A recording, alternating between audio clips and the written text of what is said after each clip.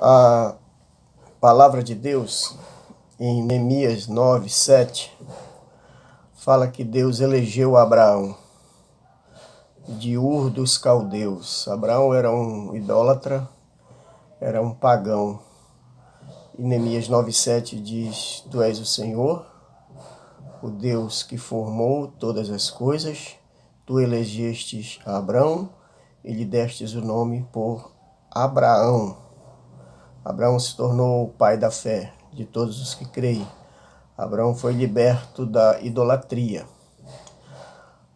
Eu queria falar um pouco para vocês sobre deuses e ídolos, ou sobre idolatria e os poderes malditos que carregam aqueles que idolatram ídolos.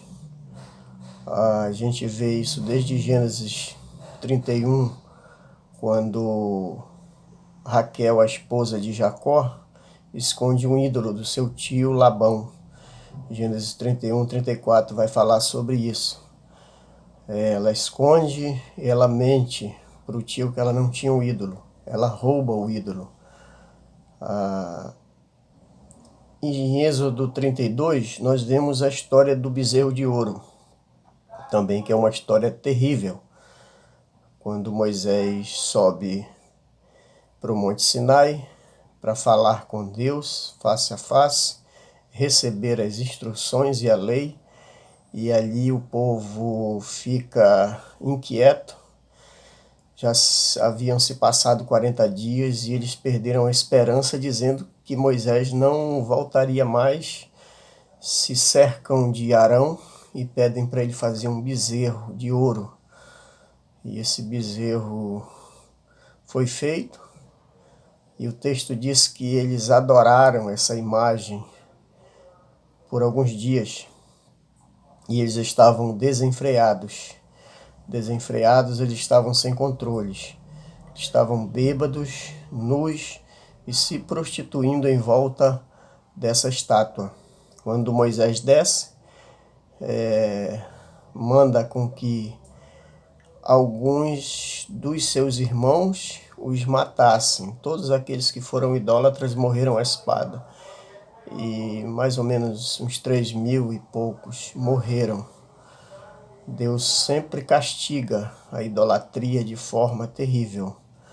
E aí, na sequência, a gente vê Moisés quebrando a lei, depois ele volta, Deus dá novas tábuas da lei, onde os primeiros mandamentos, que são válidos para a gente ainda, é que não teríamos outros deuses, não faríamos imagens de escultura e não as adoraríamos. Esse terceiro ponto aí, a gente vê o diabo sugerindo para Jesus em Mateus 4, na tentação, quando ele diz que daria a Jesus todos os reinos se ele prostrado o adorasse. E Jesus então rejeitou essa proposta do diabo, entendendo que somente a Deus devemos adorar e somente a ele dar culto. Israel recebeu em Deuteronômio 6:4 uma palavra do próprio Deus. Ouve, ó Israel, o Senhor teu Deus é o único Deus. E eles tinham isso como marca do seu ensinamento e passariam isso para os seus filhos e filhos dos seus filhos. O Salmo 115, versos 5 e 7, e o Salmo 135, 16 a 18, ele diz que os ídolos têm boca e não falam, têm olhos e não veem, têm ouvidos e não ouvem, nariz e não cheiram, mãos e não apalpam. Aí ele diz o seguinte, que todos aqueles que adoram ídolos se tornam semelhantes a ele, iguais a ele. A pessoa vai se tornar igual a um ídolo quando adora. Há um decreto de Deus fortíssimo contra os que adoram ídolo, e Israel sofreu isso muito. Eles foram exilados por 70 anos por conta da idolatria.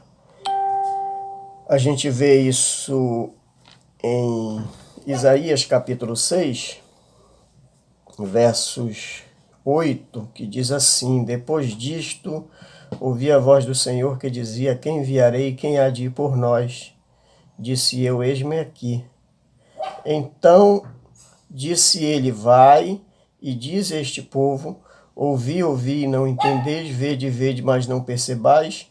Torna insensível o coração deste povo, endurece-lhe os ouvidos e fecha-lhe os olhos, para que não venham eles ver com os olhos, ouvir com os ouvidos, e entender com o coração, e se convertam e sejam salvos.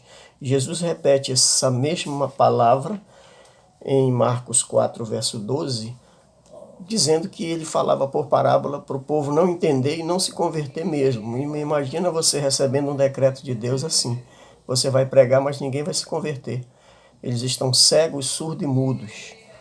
Por conta da idolatria deles, Israel tinha jardins de idolatria, tinha ídolos, postes ídolos, altares, a Baal, a Astarote, a Acera. E assim eles constituíram essa maldição e Deus impôs sobre eles esse juízo de não se converterem, de se arrependerem, estarem surdos, cegos e mudos. A questão da idolatria dentro da nossa casa, ela não está totalmente sanada. Eu diria que a nossa família ainda não está livre da idolatria por conta do nosso pai. O meu parecer é esse. Nosso pai é um homem idólatra, é um homem que adora ídolos, que tem outros deuses, que fez da sua casa uma casa que você entra e percebe estátuas, quadros, imagens, todo tipo de culto a deuses estranhos, que são deuses estranhos e que, segundo a Bíblia, são demônios. Então ele cultua demônios e a gente não pode falar nada sobre os ídolos, que ele fica furioso. Esse é um dos problemas da perturbação dele. A sua espiritualidade é uma espiritualidade idólatra. E nossa casa ainda sofre com isso. Glória a Deus por nossa mãe, que entendeu que idolatria era pecado e era um mal contra o próprio Deus. Deus puniu o seu povo por conta disso. É necessário a gente pregar sobre idolatria para ele. Ele goste ou não, mas a verdade tem que ser dita. Esse problema de Alzheimer, ele pode ser um problema físico, a ciência diz que é assim, que ele vai ficar perturbado, que ele não vai dormir, mas um dos problemas mais cruéis que ele sofre é a perturbação por conta dos ídolos e uma imposição de Deus. O próprio Deus impôs isso sobre ele como juízo. Nosso Pai está sobre juízo de Deus. Não pensa que Deus vai passar a mão, porque não passa. Ele não fez assim nem com o seu próprio povo. Ele puniu o seu povo. E se o nosso Pai não se arrepender, ele sofrerá o castigo eterno. Porque Apocalipse 21:8 diz que os idólatras não herdarão o reino de Deus. Lembra que Deus foi severo com seu povo. Alguns acham que Deus vai ter misericórdia do papai. Terá misericórdia se ele se arrepender, se converter, entregar os seus caminhos ao Senhor, confiar no Senhor e acabar com os ídolos. Deus diz assim: eu não vou dar minha glória ao trem, a glória de Deus, não dos ídolos. E essa é uma palavra dura, mas é uma palavra verdadeira, porque a Bíblia diz assim. Se isso não for verdade, tudo que a gente crê na Bíblia, nós vamos ter que selecionar. Isso aqui é, isso aqui não é. E a palavra de Deus é verdadeira. Deus não julgou nem tanto com dureza os pecados, diríamos assim, mais grosseiros, como imoralidade, quanto julgou os pecados de idolatria. Eu não discordo dessa questão de o papai estar doente, de estar com Alzheimer, mas para mim um dos fatores predominantes na vida dele, aquilo que pesa mais sobre os ombros dele, que tira-lhe o sono, que tira-lhe o sossego, é a questão da idolatria. Jesus disse: deixo-vos a paz, a minha paz vos dou. Um homem que reza terço, rosário, acende vela, faz promessa, vai à missa e não tem paz e não dorme, tem algum problema aí. E eu digo isso não somente com relação a ele, mas também da sua esposa, das suas filhas, que eu não sei qual é a posição delas. O problema é que aquela casa virou um grande altar a outros deuses, a deuses estranhos.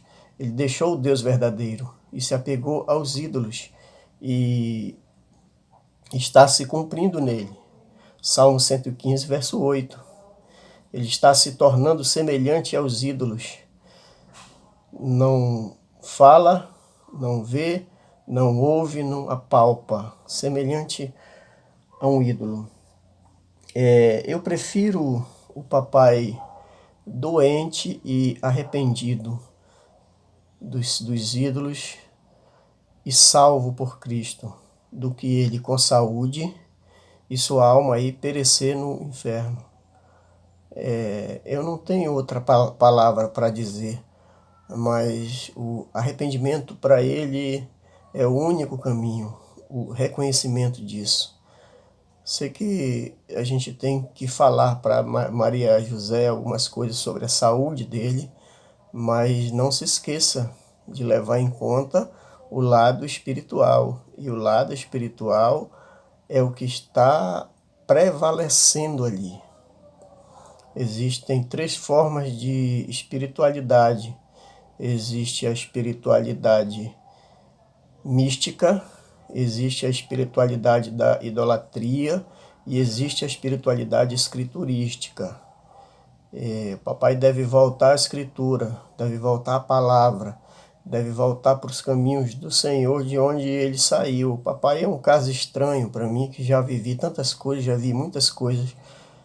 Alguém que se batizou, creu em Cristo, se arrependeu, queimou os ídolos, aí depois não deu certo, saiu de uma igreja, foi para outra, falou em línguas, fez grupos dentro da sua casa e depois ele jogou tudo fora e voltou para a idolatria novamente. Esse é um caso estranho e esse é um caso de abandono do próprio Deus, abandono da fé, abandono da verdade, e não resta outra coisa a não ser juízo, a não ser condenação, a não ser perturbação, falta de paz e falta de sono.